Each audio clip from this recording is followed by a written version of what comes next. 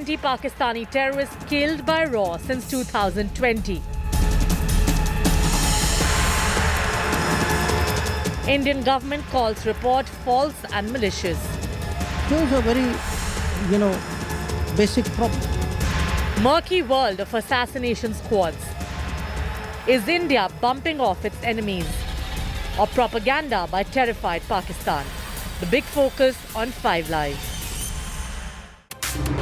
So what's the truth to this report? Are there big questions that arise as a result of it? We're going to get into the meat of what The Guardian has put out by way of an investigation. But does it really stand on its own? We'll find out right here on 5 Live. First, as always, the headlines. Congress releases 2024 manifesto, big focus on Nari and Yuva Shakti, reiterates vow to hold nationwide caste census. Rahul Gandhi says this election is to save democracy. BJP says Congress peddling lies.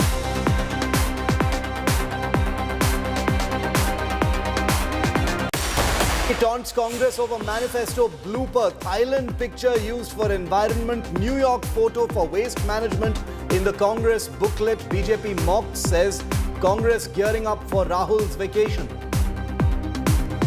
Kejriwal portrait war continues. Bhagat Singh's relative slams Aam Aadmi Party for comparing the Delhi Chief Minister to the freedom fighter. Poll panel sends notice to Atishi over her Operation Lotus charge.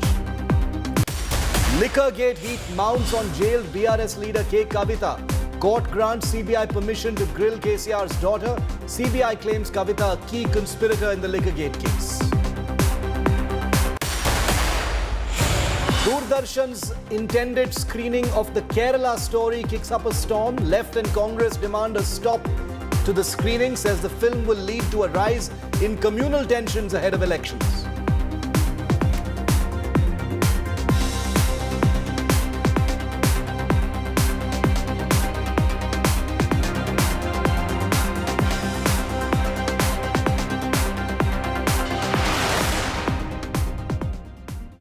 We're opening 5 Live today with a story that has appeared in one of Britain's biggest newspapers, The Guardian. It's a long investigative piece that seeks to tell its viewers and its readers that the journalists who've written this piece have nailed India's foreign covert assassinations program. The Guardian article, which runs into thousands of words, basically makes the claim that since 2020, India's research and analysis wing has assassinated, either directly or indirectly, at least 20 terrorists on Pakistani soil. It calls them terrorists. Now, this entire piece is by way of sources, second-hand sources, third-hand sources, not a single on-record claim. The piece in The Guardian claims to be one that is based on the testimony of an Indian intelligence official as well as the testimony of Pakistan-based intelligence officials of the ISI, presumably. What is one to make of this article? Because the Indian government has reacted by saying it is completely false and malicious, completely rejecting the charge made in this investigation, suggesting that the Indian government and the research and analysis wing have run a campaign of assassinations in Pakistan that have resulted in the deaths of 20 terrorists since 2020. Since the beginning of the pandemic, 20 Pakistani terrorists have died under mysterious circumstances at the hands of the research and analysis wing. Now, India may have denied it, but remember, accusations of India running death squads abroad are familiar. We've seen them coming in last year from Canada. We saw an allegation of an attempt on someone's life in the United States as well. All of these in the realm of allegation. But this particular article in The Guardian goes a little deeper because it has what it claims to be evidence based on source testimony. Not a single on-record word anywhere in the thousands of words that have been published by The Guardian, and yet The Guardian wants its readers to believe that this is a smoking gun as far as India's foreign death squad program is concerned.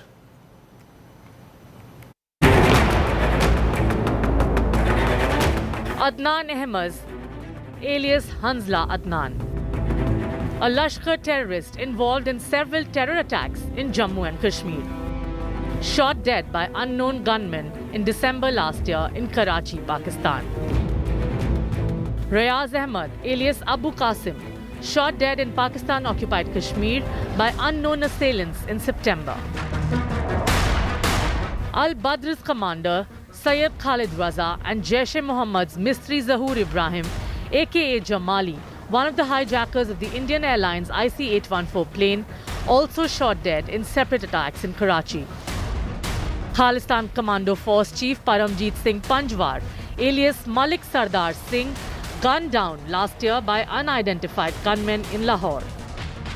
Now a report by the UK-based The Guardian attributed to unnamed Indian and Pakistani intelligence operatives as many as 20 enemies of India have been killed since 2020 in Pakistan as part of operations carried out by India's Research and Analysis Wing. What all happened in Pulwama back in 2019 led India to adopt a tougher stance on foreign soil. According to intel operatives quoted by The Guardian, anti-India elements had found their safe havens in Pakistan. The report described it as India's emboldened approach to national security after 2019. Designated terrorists involved in the Khalistani movement were also targeted. Indian agents, according to the report, recruited jihadists to carry out the shootings, making them believe they were killing infidels. The Guardian claimed that the killings were orchestrated by Indian intelligence sleeper cells, mostly operating out of the United Arab Emirates. Officially, India has categorically maintained that targeted killings in other countries is not Indian policy. One, we told the Canadians that this is not the government of India's policy. Two, we told the Canadians saying that, look, if you have something specific, if you have something relevant, let us know. We are open to looking at it. For the enemies of India, though, the killings suggest their so-called safe havens are no longer safe. Bureau Report, India Today. So just to summarize what the Guardian article says, it calls itself an investigation. It's thousands of words long. The main claim that it makes is that India has killed individuals inside Pakistan on its soil. It says India has carried out 20 killings since 2020 in Pakistan, all of them terrorists. It says India has intensified killings after 2019, which was the Pulwama and Balakot here. It says India has been named by the US and Canada as well, apart from Pakistan, for these extrajudicial killings on its soil, and that Khalistani separatists are being targeted by India in Pakistan and the West, and that killings by Indian intelligence sleeper cells are operating from the United Arab Emirates. Millions of rupees are paid to Pakistani criminals, they say, for these particular killings, and that Indian agents have allegedly hired jihadists to conduct these assassinations of terrorists inside Pakistan. The focus on dissidents abroad was triggered by the Pulwama attack, says this Guardian article. Now remember that the surprising aspect of the Guardian investigation, and I say investigation in quotes, is that most of it, if not all of it, has already been reported in some form or the other. I want to prove that to you because it's not just a claim here on India Today. Because here on India Today, we've been reporting relentlessly and consistently by our reporters, Arvind Ojha, Ankit Kumar and others, about the mysterious deaths of India's most wanted terrorists sitting in their safe havens inside Pakistan since July last year. And these are deaths that date back to 2020. Take a look at this, the latest report that we filed just a few weeks ago. Lying lifeless at a mosque in Pakistan-occupied Kashmir. Rayaz Ahmad, alias Abu Qasim, one of the most wanted Lashkar-e-Taiba terrorists, gunned down during Friday prayer by unknown assailants. He had crossed into Pakistan in 1999, perpetrated several terror attacks in India, The latest being his involvement in the January terrorist assault at Dhangri in Rajouri district that left 7 killed.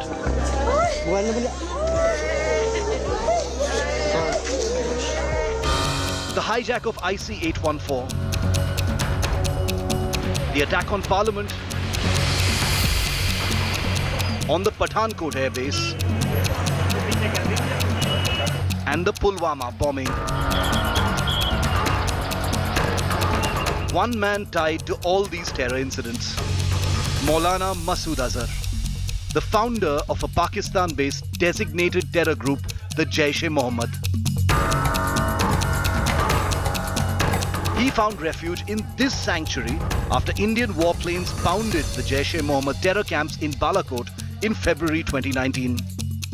A madrasa, an Islamist seminary in Peshawar, the capital of the Khyber Pakhtunkhwa province in Pakistan, in the country's northwest.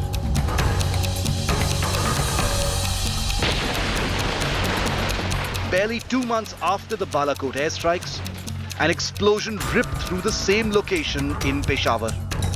An injured Masood Azhar escaped narrowly, but the April blast at his safe haven remained unreported. That said, the terror mastermind, Maulana Masood Azhar, has made no public appearance since then.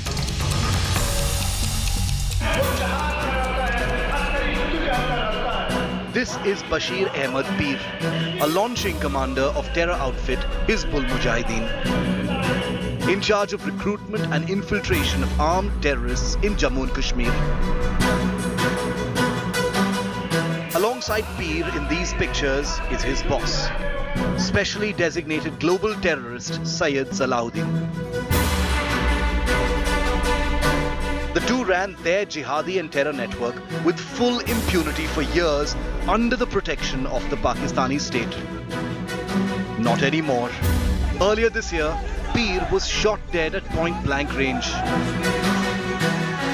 What you see on your screen is the very place where he lived and operated from for almost 15 years. These images, with Peer in the frame, captured days before he was killed in Rawalpindi. The question is, are these cases isolated or are they bound by a pattern? Not long ago, Al-Badr commander Syed Khalid Raza and Jaish-e-Mohammed's Mistri Zahoor Ibrahim, also known as Jamali, one of the hijackers of the Indian Airlines IC-814 aircraft, was shot dead in separate attacks in Karachi. Khalistan Commando Force Chief Paramjeet Singh Panjwar, alias Malik Sardar Singh, was also shot dead earlier this year by unidentified gunmen in Lahore. Make no mistake, such incidents aren't limited to Pakistan alone. Here is Lal Mohammad, a suspected ISI operative involved in counterfeit Indian currency, chased and shot dead on the outskirts of Kathmandu in Nepal last year. The past few years have also witnessed unsuccessful but direct attacks on some of the most dreaded individuals from India's most wanted list. In June 2021, a powerful blast rocked the neighborhood of UN-designated global terrorist Hafiz Mohammad Saeed, the founder of the Lashkar-e-Taiba. Earlier, his son Talha Saeed was injured in a blast in Lahore. The killing of the chief of the separatist organization Khalistan Tiger Force, Hardeep Singh Nijjar, is also being seen by some as part of this long list. On its part, Pakistan's Interior Ministry has not only blamed the Indian Research and Analysis Wing, India's external intelligence agency, but has also pointed fingers at Bablu Srivastav, a yesteryear's gangster serving a life term at the Bareilly jail in Uttar Pradesh. A claim rejected by intelligence experts in Delhi. I can assure you, because I had worked in RAW for the past 38 years and I have a lot of experiences how we operate. RAW is an intelligence agency which works for the security of the country, and RAW doesn't involve in killing of the people, killing of the terrorists or killing of any individuals. It is the policy of Pakistan's ISI to eliminate, to send terrorists to different countries. They eliminate their own people, and these people who have been killed either in Pakistan or Canada, they had become liability for Pakistan, whether it's Hafiz Saeed or Sayyid Salahuddin. Experts insist these occurrences seem to stem from a controlled chaos slipping beyond the grasp of Pakistani agencies. If there is any person who is working for any agency, if he is unable to deliver, then he has to be sold out or killed. That is what Pakistan ISI is doing, because Pakistan had been spending a lot of money on terrorists and terrorist activities in India and elsewhere, but lately Pakistan is in a big problem, economic problem. Pakistan cannot afford them, so it is Pakistan who is killing them, or Pakistan ISI who is killing them, or in some cases there is inter-gang rivalry. And the truth was finally unveiled when Pakistan's Intelligence Bureau, in its annual report, made a groundbreaking admission. For the first time, Pakistan acknowledged the involvement of a former commando from its own paramilitary federal law enforcement corps named Muhammad Ali for playing a key role in some of these attacks inside Pakistan. The crumbling fragments of the house of terror cards Pakistan meticulously constructed over the years.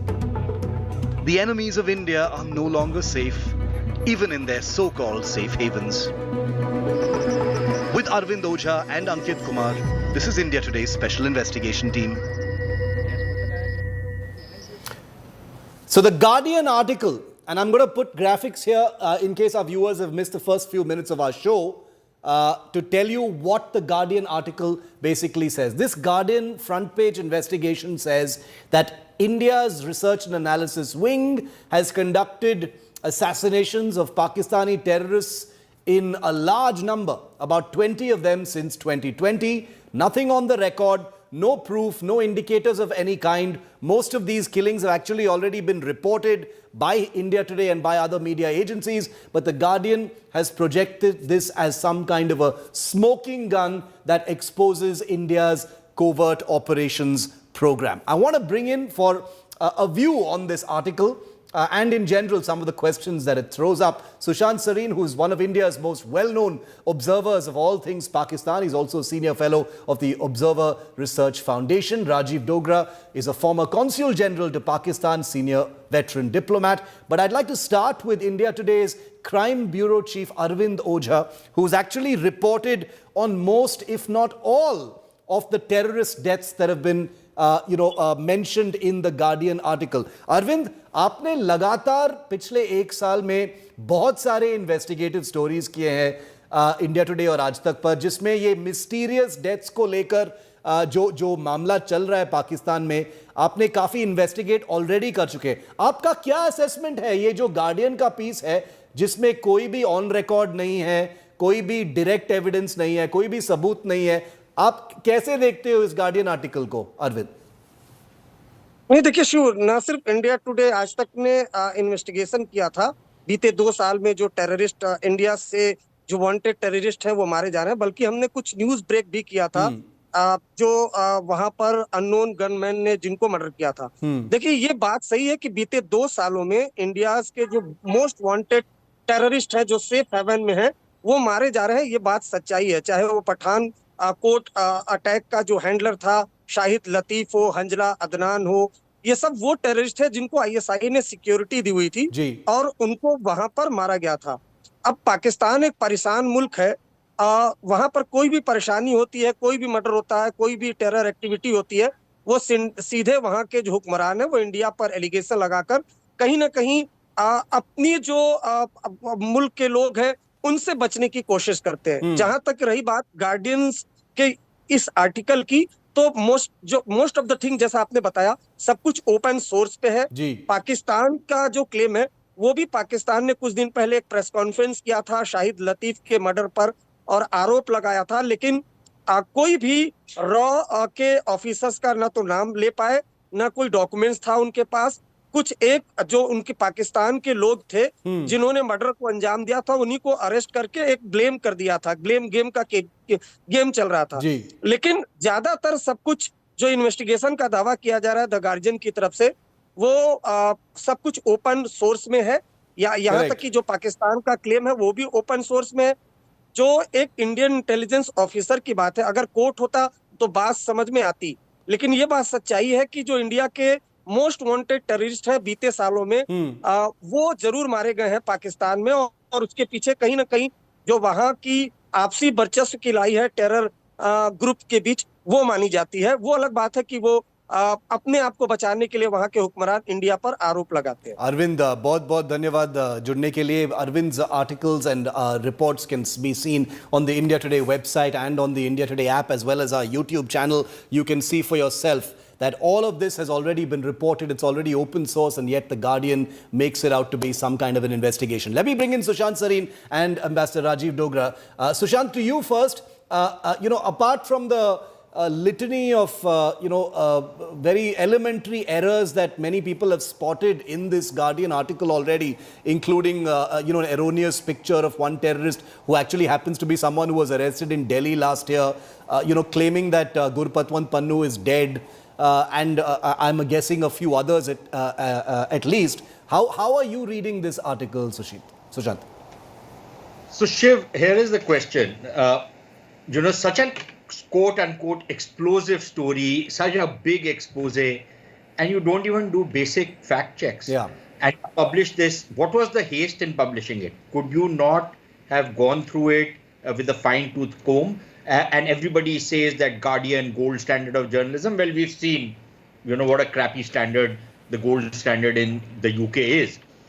But having said that, what is the new information they've brought? You yourself have, and your correspondent Arvind have already reported on these stories. Most of these stories have been sourced from Pakistani sources. Now, it's all very well for the Pakistanis to claim that the Indians have done it. And frankly speaking, for myself, I'll say if the Indians have done it, very good. I think this is exactly what needs to be done. If you're dealing with a rogue state like Pakistan, where these terrorists are, incidentally, somebody should ask Pakistan what these 20 despicable terrorists were doing in Pakistan, living under patronage and protection of the ISI.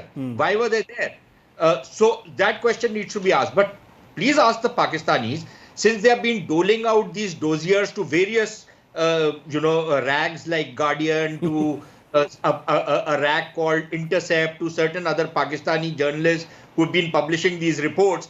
And what happens is, Shiv, it's very interesting. One guy publishes, the other guy publishes the same thing. So you build up a body of work, and then everybody seems to start quoting each other. It's this incestuous relationship, and you try and portray it as the truth. But please tell me, what is the evidence? Now, they claim that India has paid tons of money to them. Have you traced the money? Okay, fine. You can't trace the people who gave the money.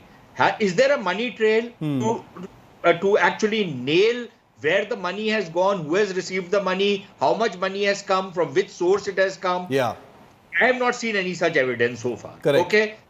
Number two, and then to quote a former RAW official. Now, anybody who's dealt with Indian intelligence agencies knows one thing, that a former official has absolutely no value. He's like a former general in the Pakistan army. Okay. He's completely out of the scope. Even while you are serving in these agencies, you are working in silos. One silo does not know what the other guy is doing. So unless that official, that quote-unquote unnamed official was actually responsible, which he probably was not and must have been long retired, then his analysis is as good or as bad as mine. But more importantly, Shiv, what you have to understand is that, and I have dealt with many of these RAW officials, some have colleagues in ORF and other places, I can tell you one thing. The officials who really deal with sensitive matters never open their mouth on any one of those matters. Correct. You can take a guy like Vikram Sood, you can take a guy like Tilak Dweshwar, I can name any number of them. I have known them for decades. And I can tell you one thing, not once, despite my best efforts to draw them out, not once have they revealed even a single damn thing, which I've always against them, despite the fact that they're very close friends. And the ones who open their mouth, have actually not dealt with anything sensitive. This is totally true. If someone's making all these extravagant claims, that's probably the first indication that they've gone nowhere near any kind of covert operation of any consequence. Ambassador Dogra, do you agree? How are you reading this article? Also, what do you think are the intentions behind it? Because as Sushant said, it seems to have been very hastily put together. No copy editing, no fact checking. None of the basic journalistic sort of principles that the Guardian usually shouts from the rooftop about. Well, I think as Sushant very rightly said, why were those terrorists in Pakistan? I mean, shouldn't that be the first question that At least the Guardian calls them terrorists, sir. At least the Guardian calls them terrorists. And the second thing, when I saw this article yesterday morning, the first thing that came to my mind was, oh no, some more anti-India trash by this journalist. I've read any number of her articles. Not one is neutral on India. Every article is poison-tipped. Yeah. So I was not surprised by the contents of the article. Still, I read it. Normally, I would not read her articles. Still, I read it because of the venom in it and of the accusations. Twice, she's referred to the highest in PMO as being directly responsible. As if she's got a source in PMO who told her that yes, it was authorized. Second thing is that she has cohabited with Pakistani security or intelligence agents who are famous. Now, to put it in Hindi, they can beat a Gadha and make him confess he's a Ghoda and vice versa. True. So he is doing exactly the same. So she is putting together some bits from here and there and coming to a conclusion which any responsible journalist would not do. The other thing that came to my mind was, why now? After all, the elections are just a couple of days away. Correct. So any foreign journalist would think twice before giving such a huge anti-India story. No, and also Ambassador Dogra, I mean, there is a perception that this actually, in a voter's mind, and I don't want to be facetious about this, but in a voter's mind, this is making India look good. You're whacking your enemies abroad. I'm just boiling it down to its simplest. The voter is not going to say, oh, hey, Bhagwan, my country is so terrible, it's killing our enemies abroad. They will actually enjoy something like this. So politically speaking, this benefits the BJP. You are absolutely right. But the government of India, be it BJP or any other party, the government of India has maintained through surgical strikes, through Balakot, that we will do it openly. Yes. In fact, I believe yesterday Prime Minister said the same thing. Correct. And today also. Yeah. Defense Minister also said the same thing. So we are not shy of saying that we will not tolerate terrorism. But her motivation was not this. Her motivation was not to support the ruling party. Yeah. Her motivation was to spread the message to the international media and to her international clients, whoever they are. Yeah. India is really doing a hit job, which is reprehensible. So her credentials were in doubt. To me.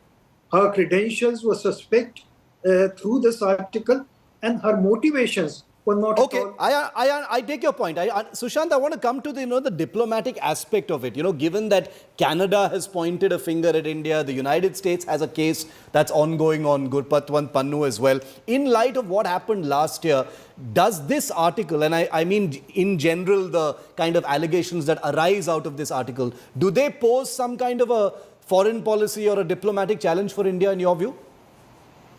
Not really. It's caused a bit of a spat, but it's a classic case of the Western countries, the pot of the Western countries calling the Indian kettle black. Frankly speaking, it's not as though these are guys who've never carried out some kinds of operations in other countries. The Americans are notorious for it. Even Trudeau's father carried out some operations in France and then, was caught with his hand in the till. But the point is, what is the evidence that the Canadians have produced on the Pannu killing? Yeah. Please tell us. Now, every time this clown comes on television, Trudeau, he comes and keeps talking about the Pannu killing and Canada is a rule of, kind of rule of law exists in Canada. But somebody should ask him, what is the evidence you have produced? Nothing whatsoever. Even the stuff which is there in the American courts is very flimsy as of now, right? There is no solid, unimpeachable kind of evidence. And then these leaks here and there. But that is as far as, the Western world is concerned. Yeah. But some the Western world should also ask that the FATF had booked the Pakistanis for harboring these terrorists and giving them a free hand. Indeed. Pakistanis booked Hafiz Saeed and claimed that we have put him in jail for 15 years. When that bomb blast, which you mentioned in your report, Shiv, happened, it turned out that Hafiz Saeed was not in jail, he was living in his house. Correct. Why is somebody asking the Pakistanis that how is a jailed man living in his house? But, the bizarreness, and as far as these fellows are concerned, the Pakistanis have latched on to Canadian quote-unquote credible allegations, whatever that means. It's an oxymoron if you ask me. Yeah. But they have lashed it on because they thought, okay, fine. Now, we can also wash our clothes in this particular soap water, which the Canadians have produced. So that is why they are spreading this kind of nonsense. But somebody should ask them that there have been cases, and I wonder if this Guardian journalist, who's clearly quite a trashy journalist, why has the Guardian newspaper not investigated a story which comes out of Scotland, if I'm not mistaken, of a character who's paid by the ISI to travel to Netherlands to kill a Pakistani dissident. Good question. Caught in red-handed, is then prosecuted and is gone into jail for 25 years. Why has the Guardian not bothered to ever investigate that story? Absolutely. And come out with who has been responsible for these kind of extraterritorial, extrajudicial killings, whether in Sweden, where Baloch activists have been killed, or in Canada, in Toronto, where a Baloch activist has been killed? What about that? What about the admission of Musharraf in a television interview where he says, yes, we will go and we are going to go and we are actually killing, anti-Pakistan or Pakistani dissidents outside Pakistan. Absolutely. He's admitted that on record. I don't think anybody in India has said that. In India, people keep saying, because we like to, thump our chest all the time. True. We keep saying, should be doing this. And I completely agree. We should be doing it. But please, somebody tell me, actually, have we done it or have we not done it? I would give them a Bharat Ratna if they've done it. If they've kind of operations which the Guardian accuses them of carrying out, then world's #1 agency is not ISI, it's RAW. It's RAW, yeah. Last word to you. I just have a couple of minutes left, Ambassador Dogra. India has called this article false and malicious. Does it end there? I mean, do you think that there's going to be more from where this came from, especially since it's election season? Well, knowing the kind of stuff that she writes, I don't think she's going to give up. She might lie low for a little while, maybe. And not just her, I mean in the press in general.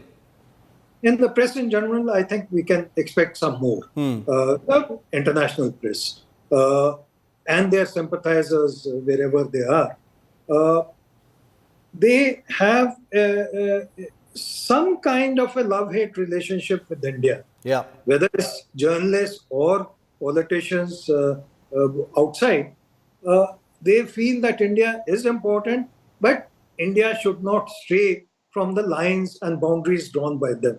Now, that cannot happen. India is too big a country and too responsible a country to follow someone's command. So, we should not expect anything from a journalist like her. But at the same time, we should not overemphasize the effect of her writings. Okay. I get what you're saying. Sushant, you had your finger up. 15 seconds left on the show. Yes, last word. I just wanted to make a tiny correction to what Ambassador Dogra said. Look, this bunch of the Western media, which is white, racist, quote-unquote liberal, they don't have a love-hate relationship with India. They have a hate-hate relationship with the Hindus of India just because they are trying to assert themselves and they're trying to rediscover their heritage. They have nothing but undiluted hate, and these are nothing but white Christian racists who operate under this very liberal kind of rubric. But at the end of the day, we know where they are coming from. Okay, we'll leave it there. Thank you very much, Ambassador Dokra Sushant Sareen. Always a pleasure helping us decode this Guardian article, which is still resonating, at least on social media. We'll have to see if the government does anything more about it. Thank you, gentlemen, for being with me here on the first segment on 5 Live. Coming up next, we're moving on to politics on the road to 2024. Big boost for the BJP in Karnataka. Independent MP from Mandya, Sumalata Ambarish, has joined the BJP formally. What does this mean? Well, hear about it from Sumalata herself. She joins me live on the other side.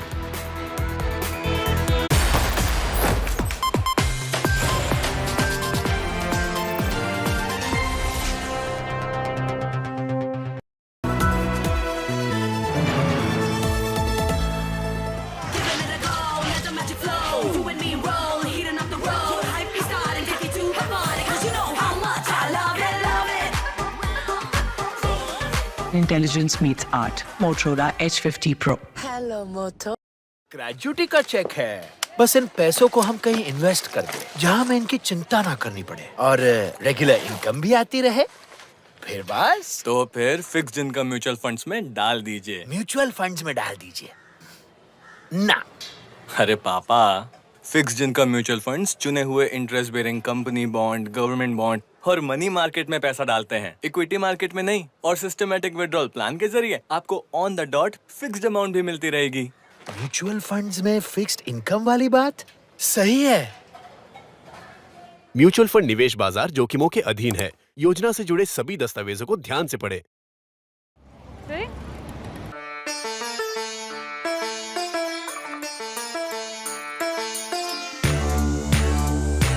Celebration is in the air in the state of Tamil Nadu. Any of you come to Madurai? I've been going across Karaikudiya.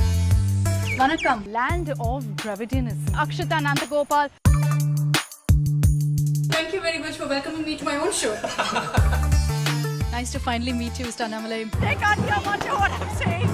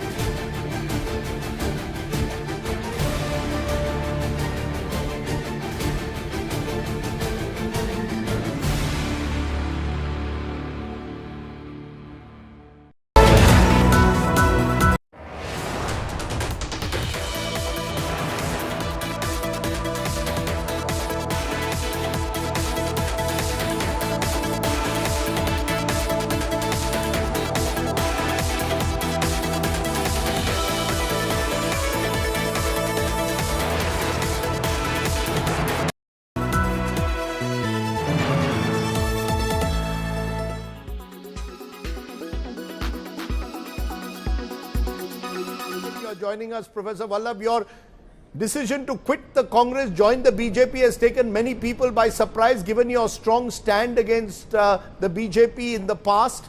How do you explain your decision to suddenly overnight move from the Congress to the BJP?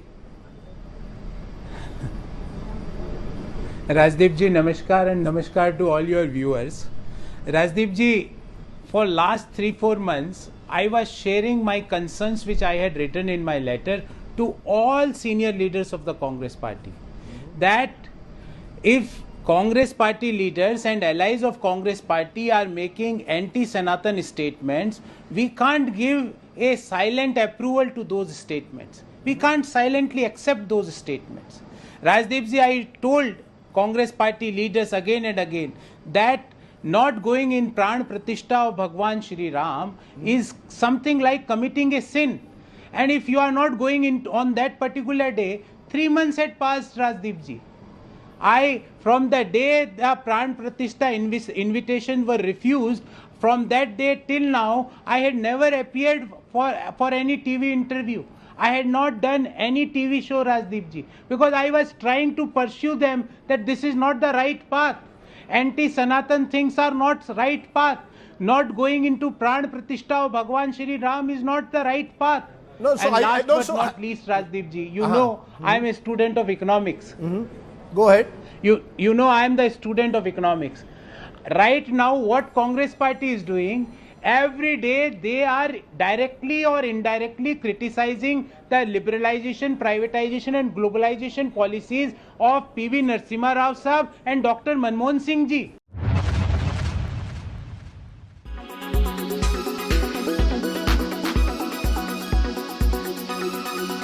Make your media plan smarter with India Today Live TV on your connected devices.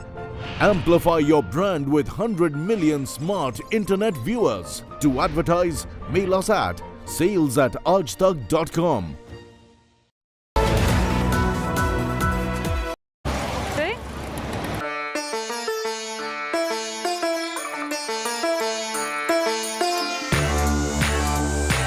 Celebration is in the air in the state of Tamil Nadu.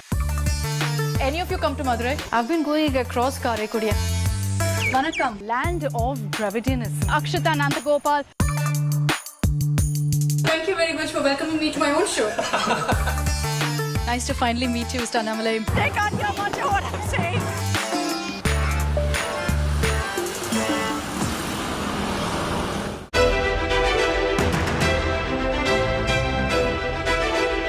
A special panel of election commissioners on the show today.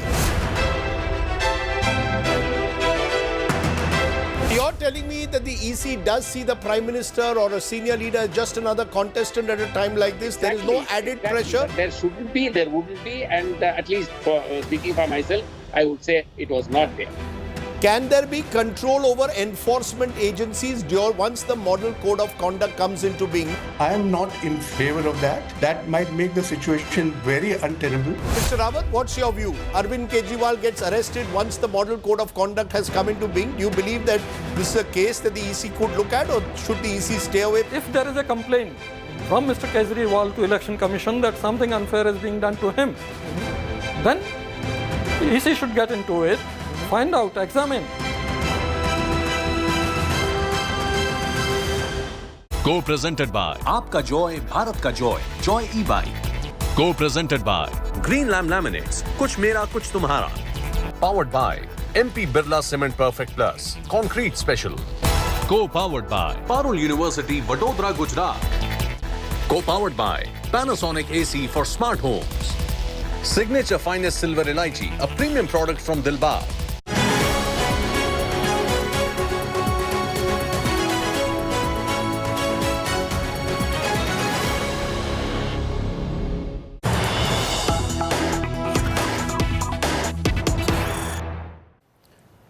And we've got some important breaking news coming in right now on the Bengaluru Rameshwaram Cafe blast investigation. Local reports suggest that a BJP worker named Sai Prasad has been detained by the National Investigation Agency in Shivamogga in Karnataka for questioning. The NIA is said to have detained Sai Prasad from Tirthahalli in Shivamogga district. He has been taken in for questioning by the NIA. Last week, the NIA had raided several locations in Shivamogga in Karnataka, including the houses of two suspects who owned a mobile store. Sai Prasad, according to these articles in the local press, was connected with those two suspects, and that's why he's been taken in for questioning. He is a BJP member. The NIA has not officially put out any information. This is information that is in the local press. In certain media agencies, the Congress has also picked this up to project the BJP and the BJP involvement, as they allege, in the Rameshwaram Cafe blast case. Sagai Raj is with me live from Bengaluru. Sagai, Sai Prasad of Shivamogga detained for questioning by the NIA. Important to note that Musawir Hussain Shazib and Abdul Mateen Ahmed Taha, the two prime suspects in the case, including the man who placed the explosives, are still at large. They have not been arrested. Who is Sai Prasad? What are your sources telling you?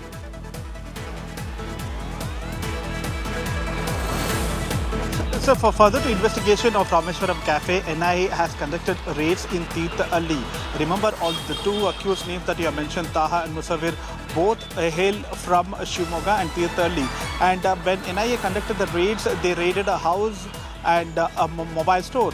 And that's when they realized there were two people who had connection with Taha and Musawir, and they were absconding, and the police have detained another person called Sai Prasad, who used to visit that mobile store quite often and had connection with those two suspects. So he was being detained for questioning. As we speak now, they have taken him to custody and questioning further. So like him, there are many people who have been detained for questioning and been released subsequently, and probably even in this case they have taken him for questioning whether there is any kind of information that he has about the suspect as well as the people whoever is absconding in Rameshwaram Cafe Plus. Is there anything that the police telling you? You know, the NIA is investigating, not the police. But what are the police sources telling you about this detention, Sagai?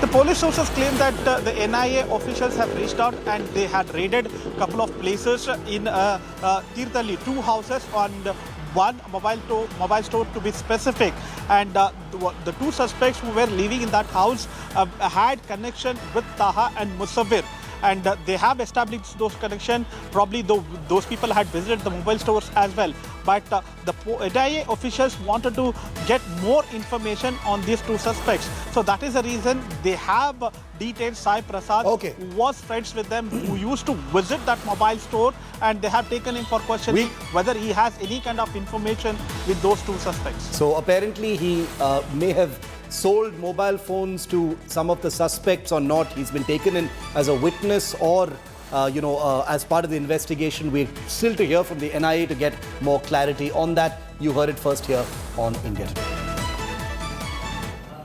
Meanwhile, it's a big boost, politically speaking, for the BJP in Karnataka. Actor turned politician and independent MP from Mandya in Karnataka, Sumalata Ambarish, joined the BJP officially today.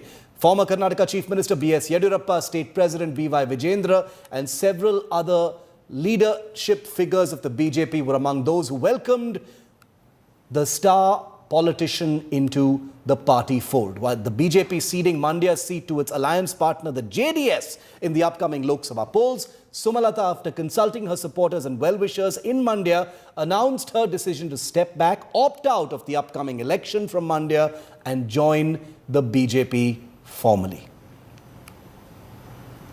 And joining us live now is none other than Sumalata Ambarish herself. Madam, thank you very much for being with us here on India Today and taking our questions. We just watched the ceremony where you joined the BJP formally. So first of all, congratulations on a new chapter in your political life. My first question to you, Sumalata ji, is you are the incumbent MP from Mandya. Why did you decide to step back? Why did you decide to make what your well-wishers will see as a sacrifice? See, it was not an easy decision, and neither was it made in a day. The negotiations or whatever with the alliance was going on from a few months, and the BJP central leadership has definitely tried their best to retain this seat for the party itself. And I know this because I've been personally called by the National President JP Nadda ji, as well as I had met Prime Minister Modi ji also on an occasion, and we were trying, they were trying their best to see how they could, smoothen out this one particular issue.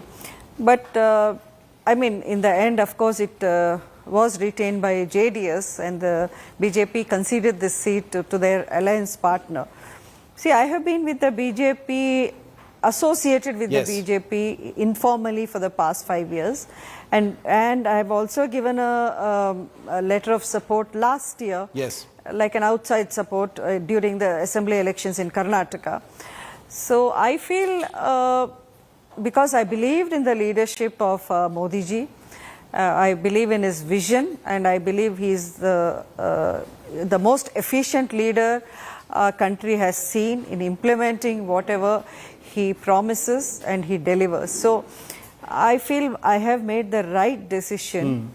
It's not just about my future. I am only giving up one election. That's what I feel.